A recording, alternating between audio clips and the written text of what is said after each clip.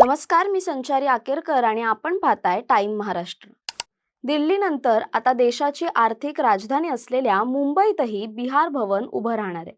दिल्लीतील भव्य बिहार भवनाच्या यशानंतर आता मुंबईतही अशाच पद्धतीची 30 मजली उत्तुंग इमारत उभारण्याचा निर्णय बिहार मंत्रिमंडळाने घेतलाय।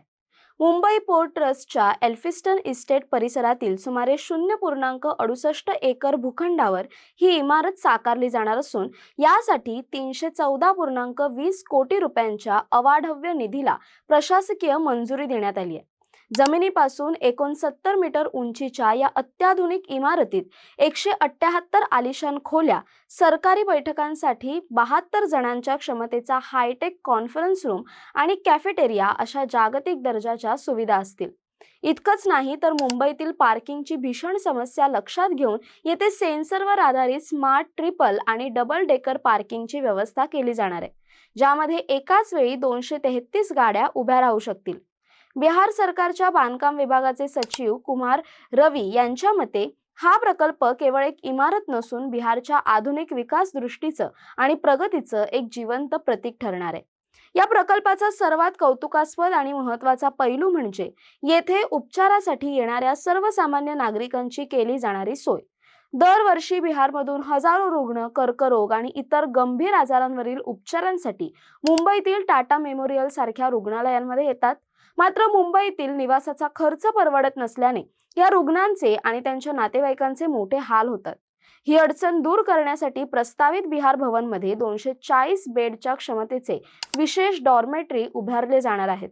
यामुळे गरीब आणि गरजू रुग्णांना सुरक्षित, परवडणारा आणि सुलभ निवासाचा आधार मिळेल। केवळ सरकारी अधिकारी किंवा पाहुण्यांपुरतं मर्यादित न राहता हे भवन सर्वसामान्य बिहारी नागरिकांसाठी एक हक्काचं ठिकाण ठरेल अशी आखणी सरकारने केली आहे। बिहार सरकारची ही सामाजिक बांधिलकी मुंबईत उपचार घेणाऱ्या हजारो कुटुंबांसाठी एक मोठा दिलासा ठरणार असून प्रशासकीय कामकाज सुकर करण्यासोबतच जनकल्याणाच्या दिशेने टाकलेलं हे एक मोठं पाऊल मानलं जाते। मात्र या प्रकल्पाची घोषणा होताच मुंबईच्या राजकीय वर्तुळात वादाची ठिणगी पेटली। विशेषतः महाराष्ट्र नवनिर्माण सेनेने या प्रकल्पाला तीव्र विरोध दर्शवला असून मराठी अस्मितेचा मुद्दा पुन्हा एकदा ऐरणीवर आलाय। दादरचे नवनिर्वाचित मनसे नगरसेवक यशवंत किल्लेदार यांनी आक्रमक पवित्रा घेत काहीही झालं तरी आम्ही हे बिहार भवन मुंबईत बनू देणार नाही असा इशारा दिलाय। ते नेमकं काय म्हणाले ते पाहूया। बिहार भवन वगैरे इथे काय बनवायला आम्ही देणार नाही, कारण महाराष्ट्रामध्ये एवढी शेतकऱ्यांवर एवढी अवकाळी संक्रांत आलेली आहे। मुलांचं शिक्षण महाग झालेलं आहे, महागाई वाढलेली आहे, तरुण बेरोजगार झालेले आहेत, अनेक गोष्टी आहेत। ह्या गोष्टीकडे लक्ष द्यायचं सोडून ते 314 कोटी 20 लाख रुपये वगैरे खर्च करून काहीतरी बिहार भवन बांधणार आहे। माझं म्हणणं असं आहे की त्यांना ते जे बिहारी लोक इथे उपचारासाठी येतात त्यांच्या राहण्याच्या आणि खाण्याच्या सोयीसाठी तुम्ही एवढा खर्च करण्यापेक्षा बिहारमध्येच तुम्ही एवढ्या मोठ्या पैसा वापरून तिकडेच तुम्ही का नाही उपचारासाठी हॉस्पिटल मोठं उभं करत? तिकडेच करा ना। इकडे आमचे प्रश्न सुटत नाहीत, तुम्ही आमच्या बोकांडी या सगळ्या गोष्टी मारू शकत नाहीत। आणि महाराष्ट्र नवनिर्माण सेना आहे तोपर्यंत हे बिहार भवन वगैरे काही होणार नाही। मुंबईवर आधीच बाहेरच्या लोंढ्यांचा भार असताना परराज्यातील सरकारने आपली व्यवस्था स्वतःच्या राज्यातच करावी अशी भूमिका मनसेने मांडली। दुसरीकडे शिवसेना शिंदे गटाचे नेते संजय निरुपम यांनी या विरोधाचा समाचार घेत मुंबईत जर यूपी भवन असू शकतं तर बिहार भवन का नाही असा सवाल केलाय।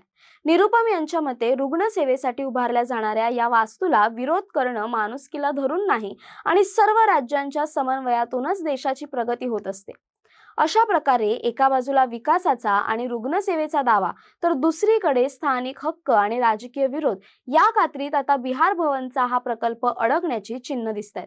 दरम्यान या सर्वाबद्दल तुम्हाला काय वाटतं? हा निर्णय योग्य आहे का नाही? आम्हाला कमेंट करून नक्की कळवा। तसेच अशा नवनवीन व्हिडिओसाठी टाइम महाराष्ट्रला सबस्क्राइब करा।